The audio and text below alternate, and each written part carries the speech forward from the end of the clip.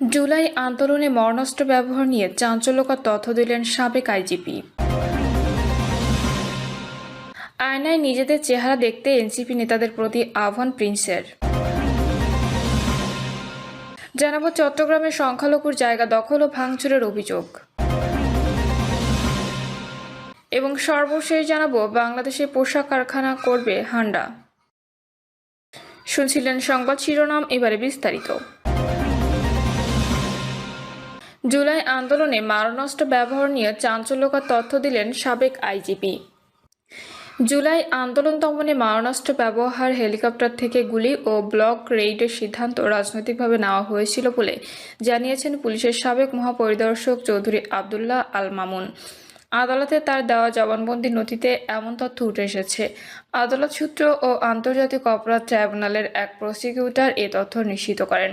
সূত্রমতে আন্তর্জাতিক অপরাধ ট্রাইব্যুনালের এক মামলায় এ বছরের 24শে মার্চ ঢাকার মুখ্য মহানগর হাকিম আদালতে জবানবন্দি দেন তিনি।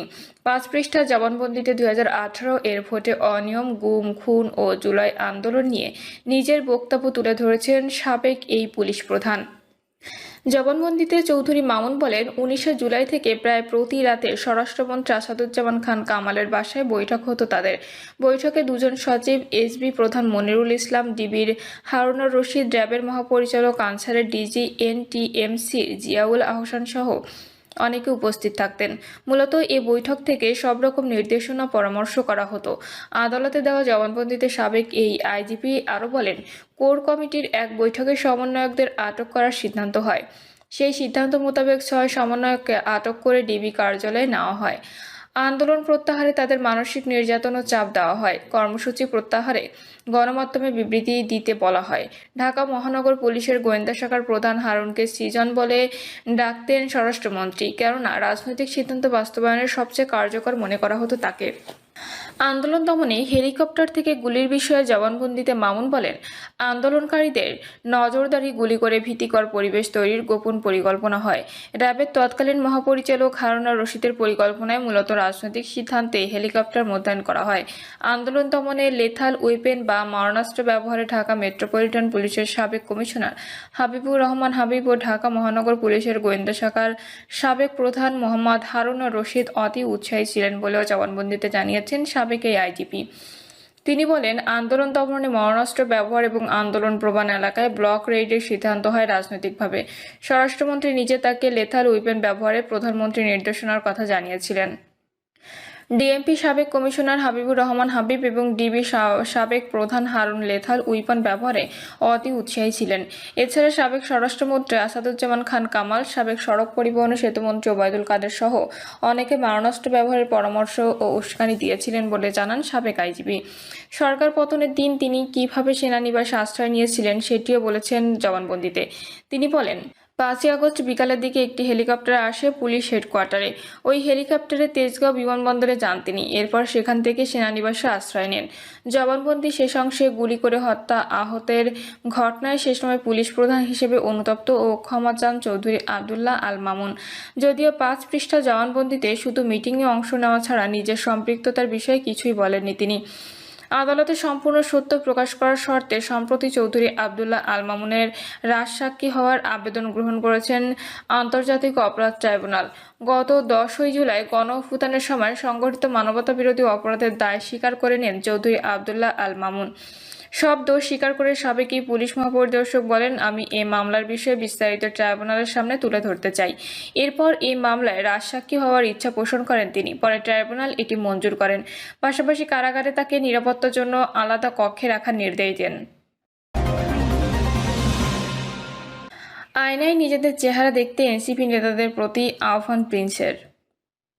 ধানের শীষ নিয়ে মিথ্যাচার করার আগে আয়নায় নিজেদের চেহারা দেখার জন্য এনসিপি নেতাদের প্রতি আহ্বান জানিয়েছেন বিএনপির যুগ্ম মহাসচিব সৈয়দ ইমরান সালেহ প্রিন্স। তিনি বলেছেন, ধানের শীষ শান্তি, উন্নয়ন, সমৃদ্ধি এবং বহুদলীয় গণতন্ত্র ও স্বাধীনতার সার্বভৌমত্বের প্রতীক। চাঁদাবাজি, ঘুষ, দুর্নীতিতে নিমজ্জিত লাইসেন্স ও মার্কাবিহীন দলের নেতার উস্কানিমূলক বক্তব্য দিয়ে পরিকল্পিতভাবে সংঘাত সৃষ্টি করতে চাচ্ছে। নেতাকর্মীদের প্রতি দেশের পরিস্থিতির দিকে নজর রাখার আহ্বান জানিয়ে ইমরান সালেহ প্রিন্স বলেন, বিএনপি বিএনপি কোনো সংখ্যা দুষ্কারিতে পা দেবে না। নির্বাচন ও গণতন্ত্রের জন্য ধৈর্য ধরতে হবে। রাষ্ট্র কাঠামো মেরামত করে নতুন বাংলাদেশ গড়ার স্বপ্ন জাতিকে বিএনপি সবার আগে দেখিয়েছে। একটি দফা সংস্কার কর্মসূচি দিয়েছে। এই স্বপ্ন বাস্তবায়নে ওয়াকআউট নয়, বিএনপি অঙ্গীকারবদ্ধ ও বুলেট গতিতে কাজ করবে। তিনি বলেন, সংস্কারের নামে জোর করে কিছু মানতে বাধ্য করা হলে বিএনপি নিশ্চয়ই সাক্ষী গোপাল হয়ে বসে থাকবে না। বিএনপির মতো বড় এবং অভিজ্ঞ জনপ্রিয় দলের মতামতকে উপেক্ষা করে কোনো কার্যকর টেকসই সংস্কার হতে পারে না। অন্যান্য ছোট নিবন্ধনহীন দলের সঙ্গে বিএনপিকে তুলনা করে সরকারের উচিত হবে না। তিনি বলেন, বিএনপি বড় দল হিসেবে দায়িত্ব বেশি, সে কারণে বিএনপি অনেক ছাড়ও দিয়েছে। কিন্তু অবাস্তব ও ভারসাম্যহীন কোনো কিছু চাপিয়ে দিতে চাইলে বিএনপি মেনে নেবে না। দেশের জন্য ভালো এমন সংস্কারকে স্বাগত জানানোর মানসিকতা বিএনপির আছে, কিন্তু বিএনপিকে চাপে ফেলে অবাস্তব কিছু আদায় করা যাবে না। অনেকে অনেক কথা বলেন, বলতেই পারেন, বাক স্বাধীনতা সবার আছে। বাস্তব সত্য, বিএনপি আন্দোলনে না থাকলে আওয়ামী ফ্যাসিবাদের পতন ঘটত না। বিএনপির এই সিনিয়র নেতা বলেন, আওয়ামী লীগের দুর্নীতি দুঃশাসনের বিরুদ্ধে বেগম খালেদা জিয়া ও বিএনপির আপোষহীন লাগাতার আন্দোলনে গণঅভ্যুত্থানের প্রেক্ষাপট রচিত হয়েছিল। কোটা সংস্কারের ছাত্র আন্দোলনে বিএনপি সহ রাজনৈতিক দলের সমর্থন, গুলিবর্ষণ ও হত্যাকাণ্ডের বিরুদ্ধে খুনি সরকারের পতনের এক দফা দাবিতে বিএনপির আন্দোলনের ডাকে সর্বস্তরে জনগণের রাজপথে নেমে সরকারের বিরুদ্ধে প্রতিরোধ গড়ে তোলে হাসিনার পতন ত্বরান্বিত হয়েছিল। চট্টগ্রামের সংখ্যালঘু জায়গা দখল ও ভাঙচুরের অভিযোগ। চট্টগ্রামের মুরাদপুরে এক সংখ্যালঘু পরিবারের প্রায় 4.67% জায়গায় দখল করে ভাঙচুরের অভিযোগ উঠেছে প্রভাবশালী এক ব্যবসায়ীর বিরুদ্ধে। জায়গা সংক্রান্ত বিষয় নিয়ে আদালতে একটি মামলা এরই মধ্যে চলমান রয়েছে। তবে নতুন করে ভাঙচুর ও দখলের ঘটনায় থানায় আরেকটি মামলা দায়ের করেছে ভুক্তভোগী পরিবার। কিন্তু যার বিরুদ্ধে এসব অভিযোগ, তিনি দাবি করেছেন এই জায়গা তার নামে দলিলভুক্ত। তিনি গ্যাস, বিদ্যুৎ সহ সংশ্লিষ্ট সরকারি সব সংস্থায় রাজস্ব পরিশোধ করে আসছেন। খোঁজ নিয়ে জানা যায়, বৃহস্পতিবার বিকেল 3:30টায় নগরের পাঁচলাইশ থানার মুরাদপুরের 1 নম্বর গেট এলাকায় এই হামলা ও ভাঙচুরের ঘটনা ঘটে। যার বিরুদ্ধে এসব অভিযোগ, তার নাম মোহাম্মদ মহিউদ্দিন চৌধুরী। সকালে সরেজমিনে দেখা যায়, ওই বাড়ির গেট দিয়ে ঢুকতেই বড় উঠান জুড়ে ভাঙা ইট ও বাড়ির আসবাবপত্র এলোমেলো করে ছড়িয়ে ছিটানো আছে। একটু সামনে হাঁটতেই ডান পাশের ভাঙা দেয়ালের মাঝখান দিয়ে ধ্বংসযজ্ঞের মতো পাকঘর দেখা গেল। ফ্রিজ, খাট, আলমিরা সহ বাড়ির সব আসবাবপত্র কোনটা ভাঙা কোনটা অর্ধভাঙা অবস্থায় ছড়িয়ে ছিটিয়ে রয়েছে। বাড়ির দেয়াল ও ছাদ অনেক ভাঙা। পূজার আসনেও লেগেছে হামলার ক্ষত। ভেতরে 3টি রুমে টিপটিপ করে বৃষ্টির পানি ঝরছে। বই, খাতা, কাপড় চোপড়, বাড়ির সব জিনিসপত্র ভাঙচুর অবস্থায় স্তূপ করা। থানা সূত্রে জানা যায়, দখল ও ভাঙচুরের ঘটনায় 3 জনকে আসামি করে চট্টগ্রামের পাঁচলাইশ থানায় একটি ফৌজদারি আইনে মামলা হয়েছে। এই মামলার বাদী হয়েছেন ভুক্তভোগী রঞ্জিত চৌধুরীর মেয়ে দেবী চৌধুরী। আসামি করা হয়েছে মোহাম্মদ মহিউদ্দিন চৌধুরী, আওয়ামী লীগ নেতাকে KM মালি আকবর ও প্রতিবেশী আলমগীরকে। সকালে ওই বাড়িতে ঢুকতেই চোখে পড়ল ভাঙা একটি পূজা মণ্ডপ ধরে অঝরে কান্না করছেন ভুক্তভোগী রঞ্জিত চৌধুরীর মেয়ে বেবি চৌধুরীর দিকে। কান্না জড়িত কণ্ঠে তিনি বলেন, বৃহস্পতিবার বিকেল 3:30টার কথা। বাসায় ছিলাম আমি, আমার বাবা, মা ও আমার দিদি এবং তার মেজো মেয়ে। ছোট মেয়েটা সবেমাত্র স্কুল থেকে আসছে, কিন্তু তাকে বাড়িতে ঢুকতে দিচ্ছে না। আমি আমার রুমে শোয়া ছিলাম। মহিউদ্দিন স্ত্রী হঠাৎ করে এসে আমাকে ঘুম থেকে টেনে হিঁচড়ে নামিয়ে বলছেন, চলে যা, চলে যা। তিনি আরও বলেন, আমি রুম থেকে বের হওয়ার সঙ্গে সঙ্গে দেখলাম এখানে অবস্থা তুলকালাম করে ফেলেছে। আমাদের বাসার সামনের অংশ অর্থাৎ প্রতিটি দেয়াল ভেঙে চুরমার। অন্তত 2 জন গুন্ডা নিয়ে তারা এখানে হামলা করেছে। মুহূর্তে বাসার ভেতরে ঢুকে সব জিনিসপত্র ভাঙচুর করে চিত্তিসান করে ফেলেছে। তিনি অভিযোগ করে বলেন, আমি কোনো রকম বাসার ভেতর ঢুকে দরজা লাগিয়ে দিই। আমার বড় ভাইকে ফোন করার পর তিনি পুলিশকে কল করে সব জানান। এর মধ্যে এসব সন্ত্রাসীরা লাগাতার আমাদের ঘর ভাঙছে, হামলা করছে। এ সময় আমি তাড়াতাড়ি বের হয়ে আমার পরিবারের বাকি সদস্যদের বাঁচানোর চেষ্টা করি। তারা আমাদেরকে কোনো সময় দিচ্ছে না। এর মধ্যে আমাদের পরিবারের সব সদস্যকে মারধর করে ঘর থেকে বের করে দিয়েছে। পরে পুলিশের সামনেই আমাদের ঘর ভেঙেছে, কিন্তু তারা কোনো কিছুই বলেনি। আমাদের ব্যাপক অনুরোধের প্রেক্ষিতে এক পর্যায়ে পুলিশ তাদের থামিয়ে আমাদের গেটে তালা মেরে চাবি নিয়ে চলে যায়। পুলিশের সামনে মহিউদ্দিন চৌধুরী আমার ভাইকে হুমকি দিয়ে বলেন, তোকে মেরে ফেলবো, কেটে ফেলবো। পরে পুলিশ এসে আবার চাবি দিয়ে যায়। বেবি চৌধুরীর ভাই ভুক্তভোগী সুমন চৌধুরী বলেন, আমার নানারা 2 ভাই ছিলেন, একজন প্রেমলাল প্রজাপতি, অন্যজন বসন্তলাল প্রজাপতি। বসন্তলাল প্রজাপতি অবিবাহিত অবস্থায় মারা যান, ফলে ওই ভাইয়ের সম্পত্তির মালিক হন আমার নানা প্রেমলাল প্রজাপতি। আমার নানার 2 মেয়ে, রত্নাবালা প্রজাপতি ও রীনাবালা প্রজাপতি।